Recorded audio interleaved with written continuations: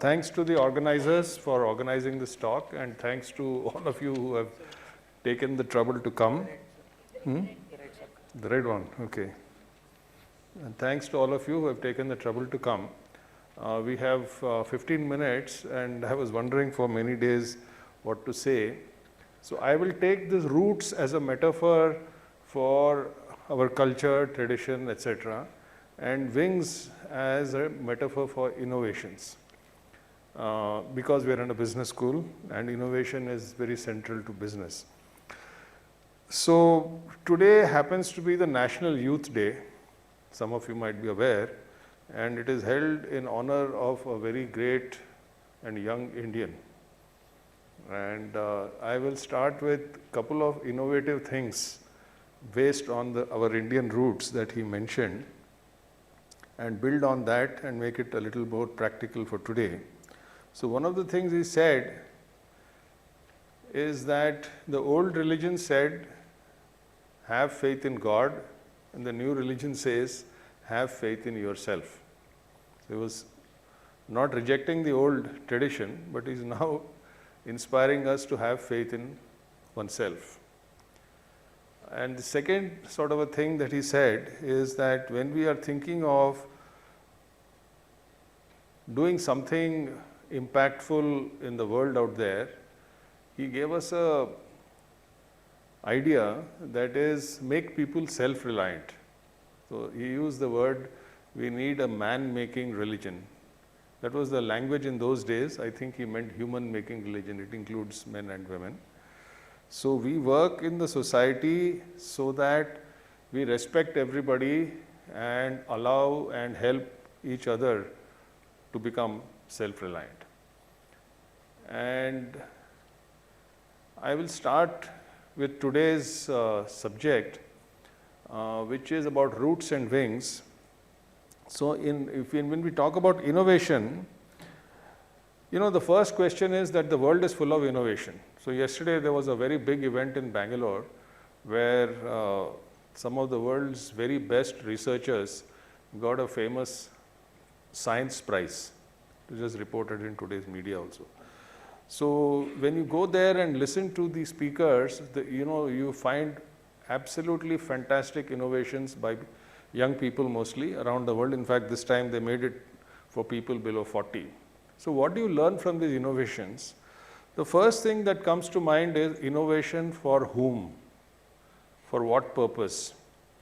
So in the modern business context, innovation is always for a business end and also to create the next unicorn or how to make billions of dollars. And now many of these people running billions of dollars are advising us on how many hours a week we have to work and so many things, which is, everybody has a right to speak. But if you look at our own roots, the human roots of our own history, you find that innovation was not always for business.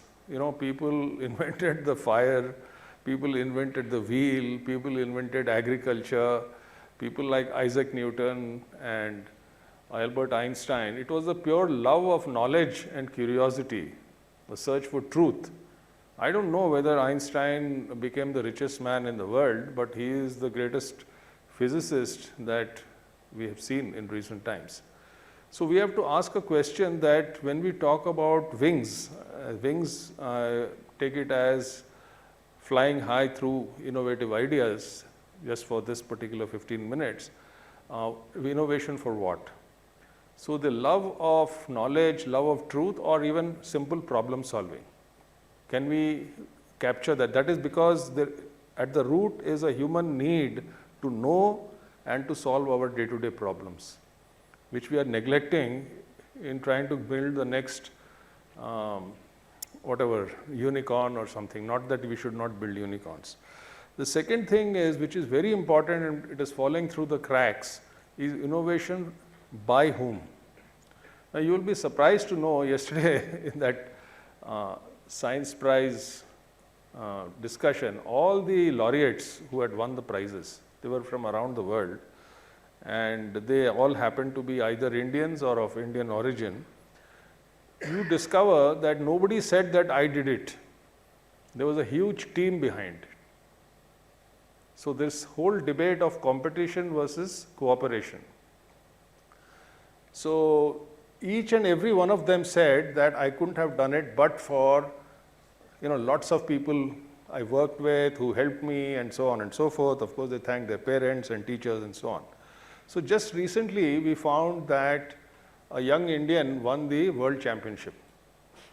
He is 18 years old, he won the world championship, and we are all very happy. So am I, by the way.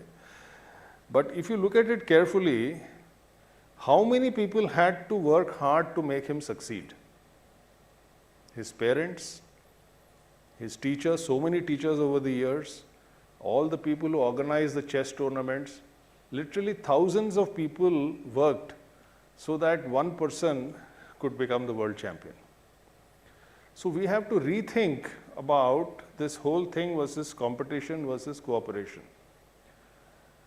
And so these are just the 2 points I wanted to make about innovation for what purpose, for the love of truth, or innovation for just making money.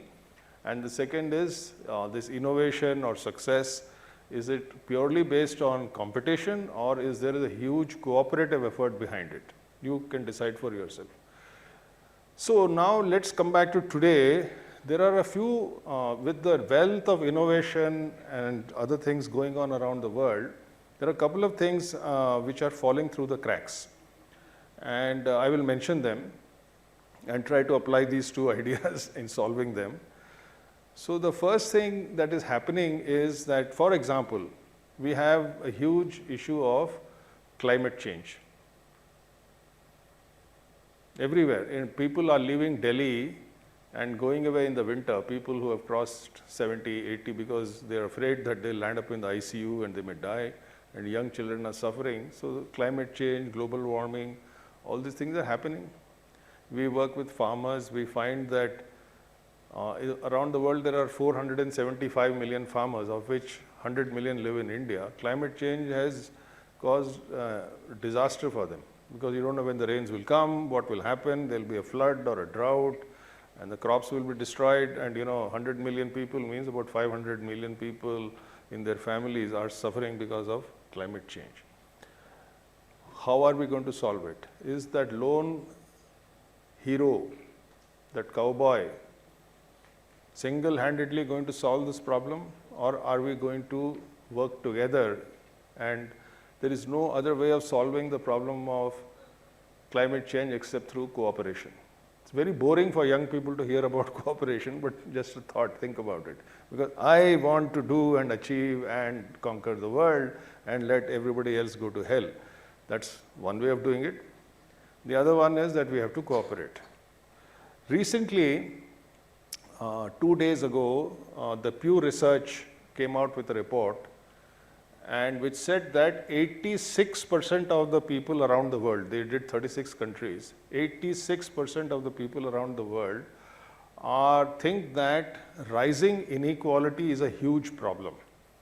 Not only in India, but around the world. 86% think that rising inequality, and that rising inequality is captured by the people who are running billion-dollar companies telling us to work for 100 hours a week. Okay? Now, if rising inequality is a problem, what is the root of it? There is a sense of fairness and justice that each one of us has. It's a human thing.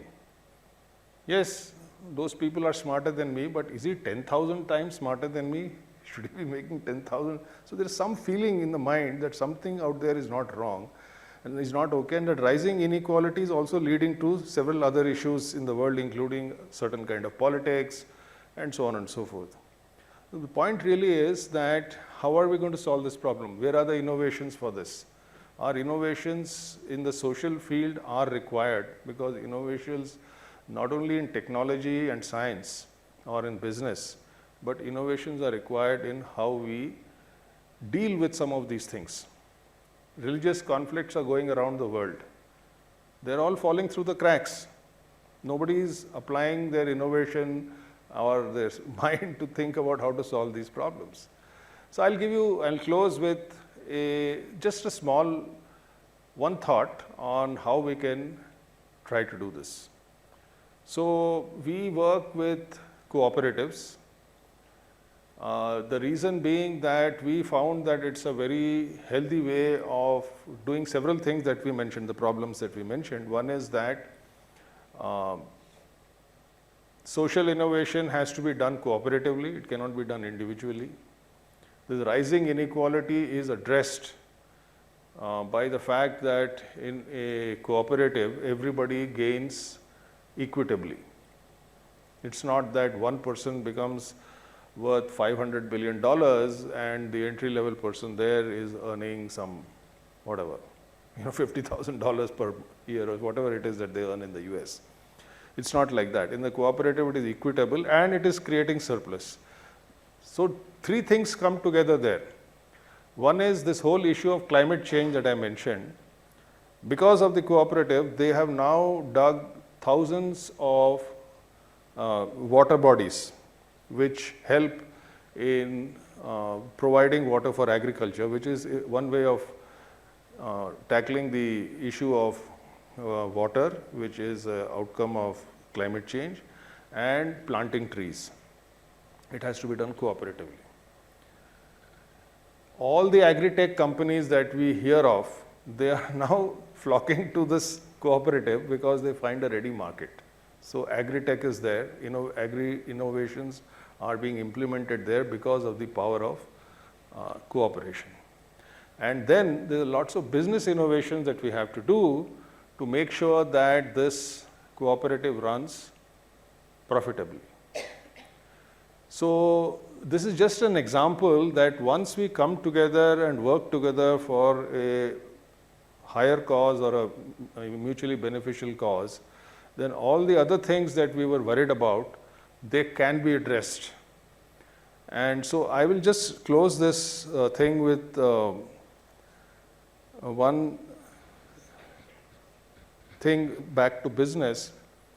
If you see, even in business, all these innovations, the largest innovations are happening in a cooperative effort. I'll give you two examples and close with that.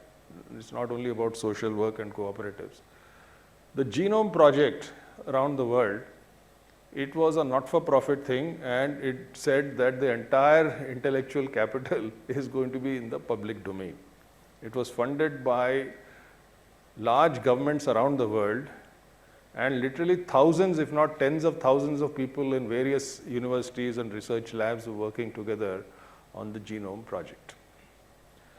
Last month, I had the privilege of attending a meeting right here in Bangalore, in another science forum. We found that there is one of the world's largest research projects is going on right here in India, in IIT Madras. They're mapping the entire human brain. I don't know how many trillions of cells there are, and it's a massive cooperative effort. 8 departments, hundreds of researchers, and not only in India, but researchers from around the world. They're jointly working to map the human brain. And why? Because they're finding that first we need to understand the brain, so that many of the issues that are happening, right from mental stress to Alzheimer's disease, to Parkinson's, to old age and cancer, all these things we can solve better if we understand the brain. So even in a purely sort of scientific endeavor, we are finding that a cooperative model of working together is. So what do I need to do at the end of it?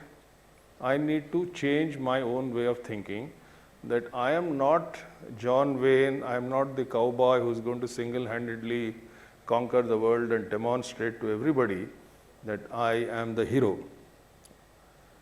I have to learn how to live and work with everybody so that, and there is a human need which is satisfied by that. Because we admire the hero, but we dislike him. He is very far away from us. There is a human need to belong to a group, a family, a community, a group of friends. That is much better satisfied if we work cooperatively. So let me stop here and thank you so much for your patience.